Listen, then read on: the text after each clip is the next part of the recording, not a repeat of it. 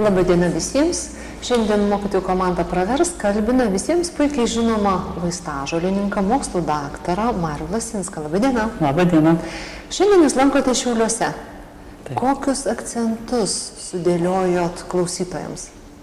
Iš tikrųjų, kadangi klausytojai seniorai, 3 amžiaus universitetas, tai naujasis Šiaulių 3 amžiaus universitetas pakvietė mane pakalbėti apie sveikatą senjorams ir ką dabar galime prisirinkti žiemos metu, kad artėjant žiemos metų reikia ruoštis iš anksto, taip, jeigu bus sniego, tai daug neprisikasime kiaulpienių ar varnalėšų šakų. Tai mes kalbėjome apie sveikatą, kaip ją stiprinti paprastais būdais, netgi peržiūrint savo kasdienius įpročius, tokius kaip pavyzdžiui rafinuoto cukraus nevartojimą. Daugelis nustemba, kad netgi reumatinių ligų įvairiausių ir cukrinį diabetą, skydliaukės bėdų mes galime išvengti, paprasčiausiai atsisakant rafinuoto, balto cukraus, ne tik kad nedėti ant 2 šaukštelių ar 1 ar pusės, bet dar ir atsisakyti iš produktuose esančių, tai reiškia bandelės, sūrelė ir visa kita. Tai įsivaizduoti, nelengva yra užduotis šiuolaikiniam žmogui, kai dažniausiai rytą nepradėkitės nuo kažko tai saldaus ar priešpiečiam su kažko tai irgi prie kavos ar arbatos. Tai dėl to tiesiog, bet tokie paprasti patarimai ir netgi toksai kaip miltų atsisakymas, kur glitimas turi, ne? Tai iškėlėme tokį klausimą, jeigu dar būtų jie savo užauginti ekologiškai, kur darželė, bet dažniausiai masinių būdų užaugintose ten yra daug glifosato arba rundapo vadinimo, dar kitų pesticidų, tai tiesiog dar net nežinia, kuris daugiau apie glitimą mes gauname ar kad ten gauname tų priedų nereikalingų.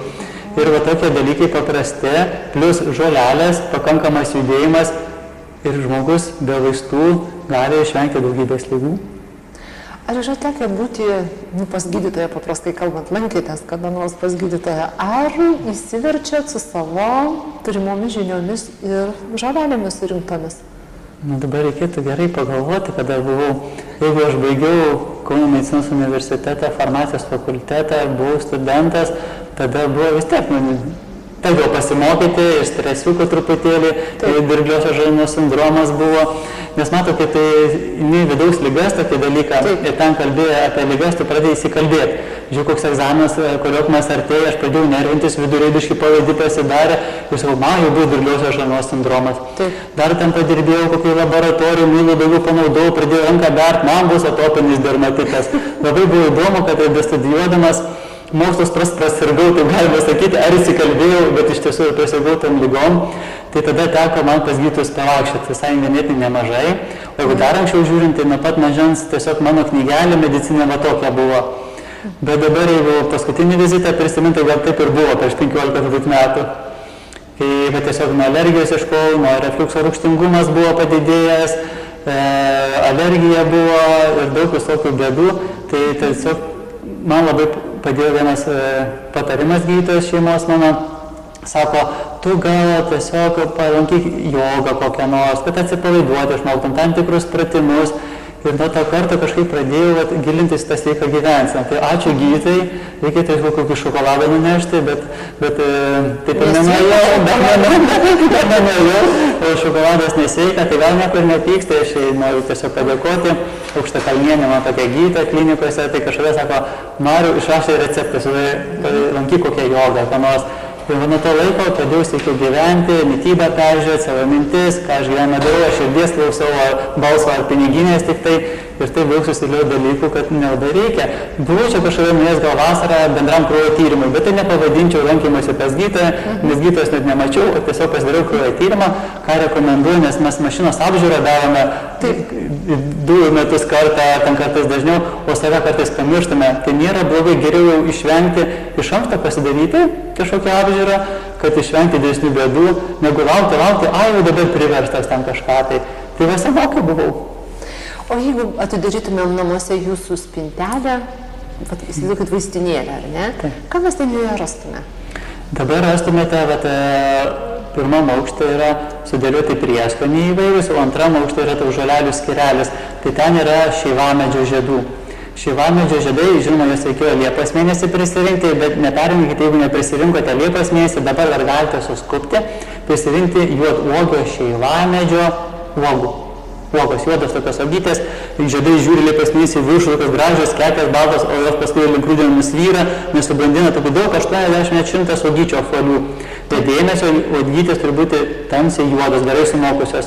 Jeigu jūs privalgysite nesunokusių uogų, kartais nuviduriuoti net blogai yra.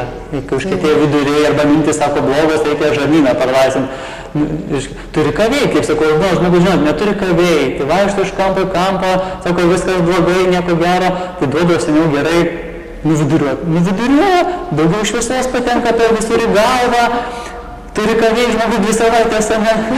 Ir sako, iš karto nuotaika pagerėjo, virškimas pagerėjo, bet kiek daug priklauso nuo mūsų žarnyno, bet jau kita pusė, jeigu šeivamedžis bus nebenokęs, neprinokęs ir privalgysite šviežių uogų, gali būti ir apsinuodimas, ir viduriuojimas, ir vėmimas, vienu metu jau nieko gero neišeina.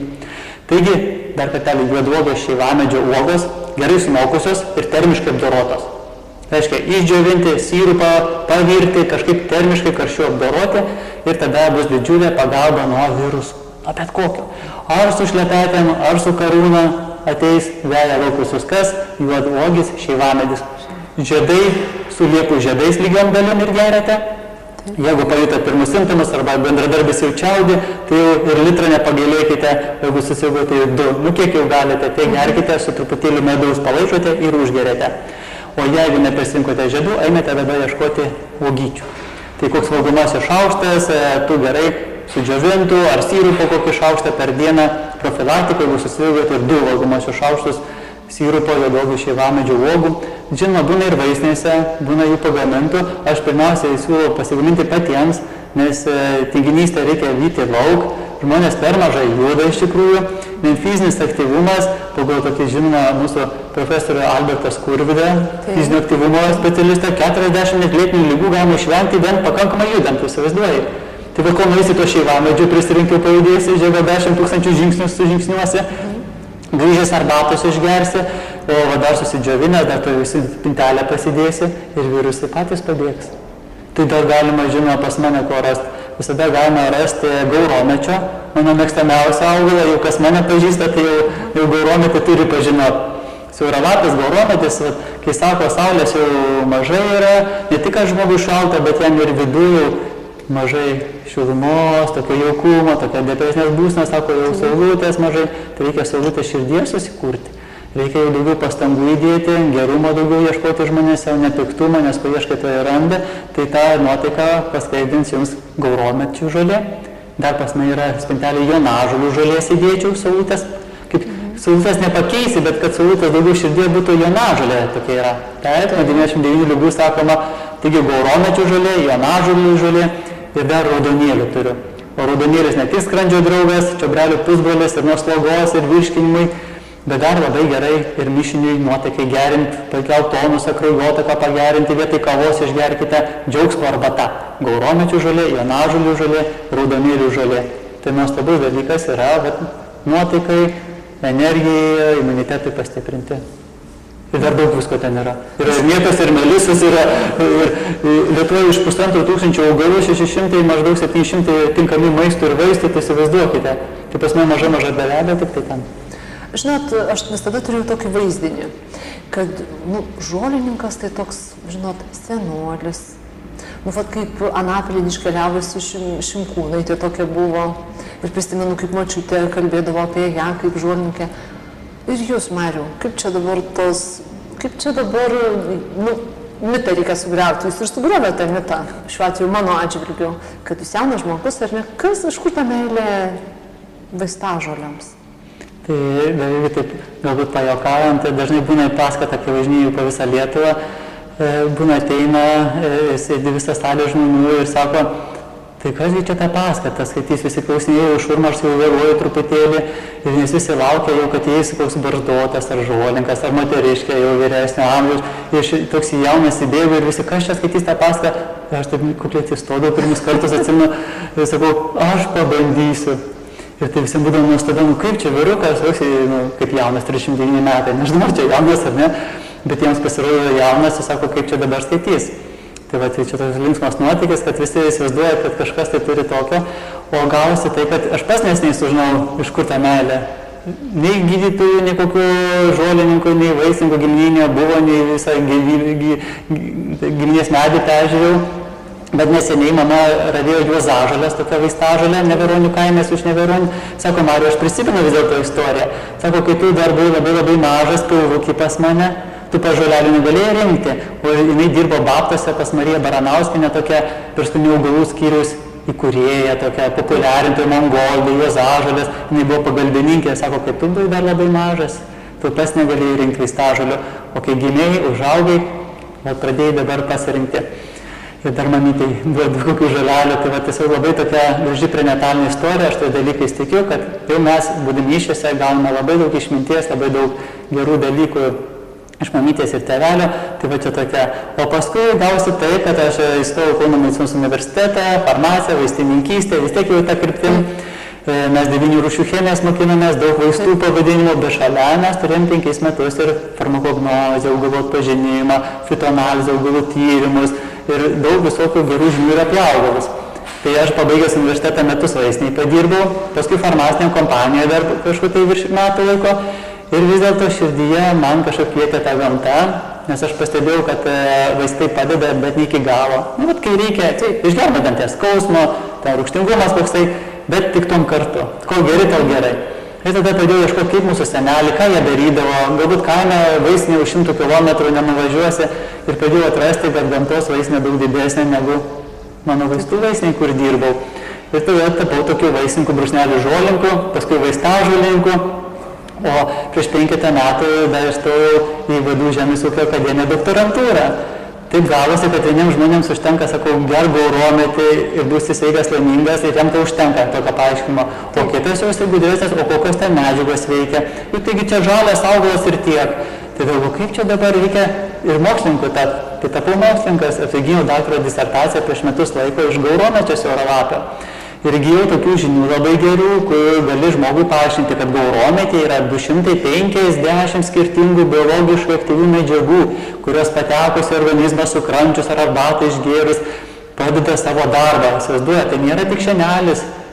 Kai kiti sako, ai, žolelės tik sveikiems žmonėms, kažkoks žolė kažkokia, tai ne, augalą.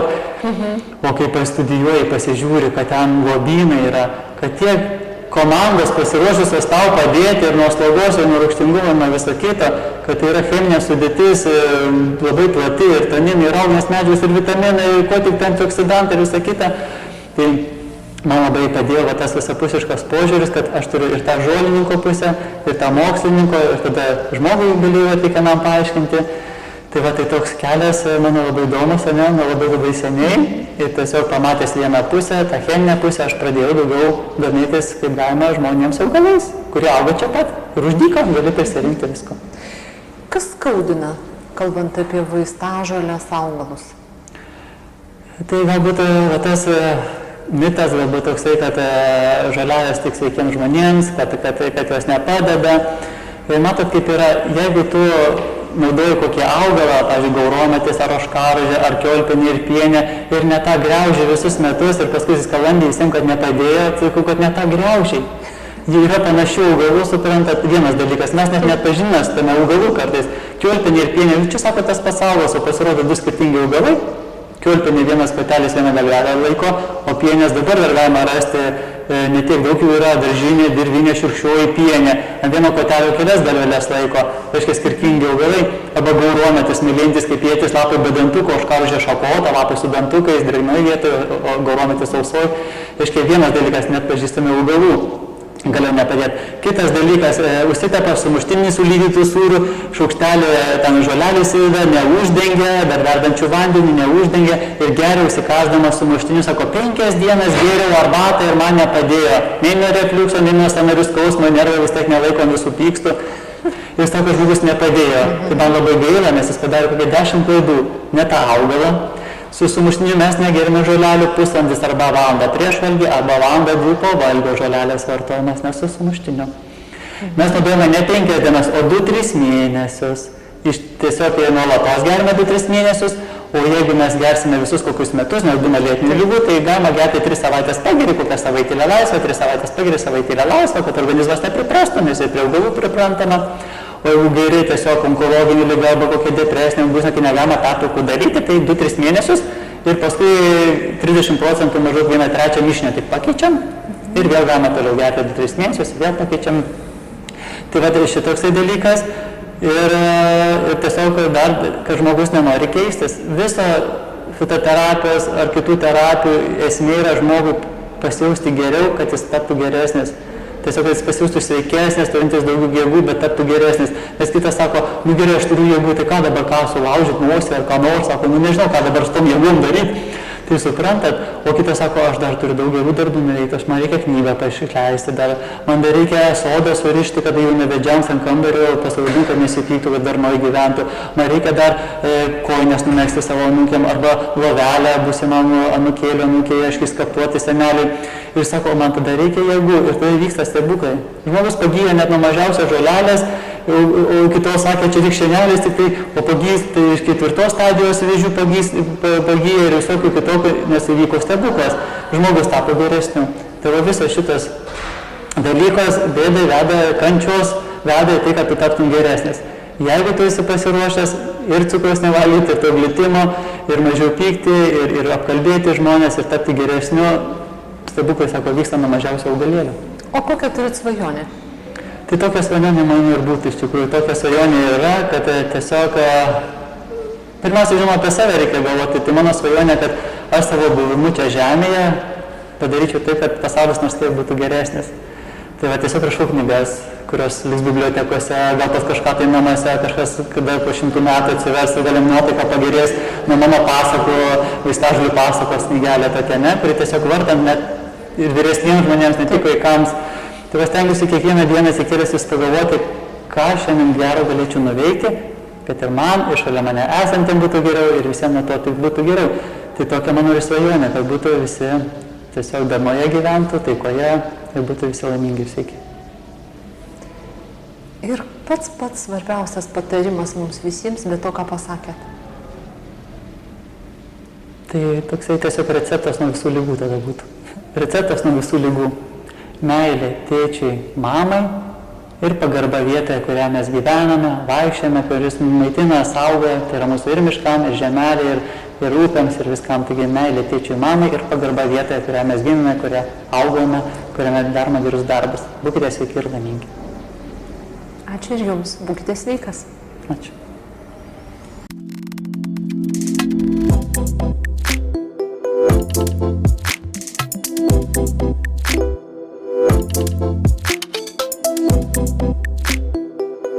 Thank you.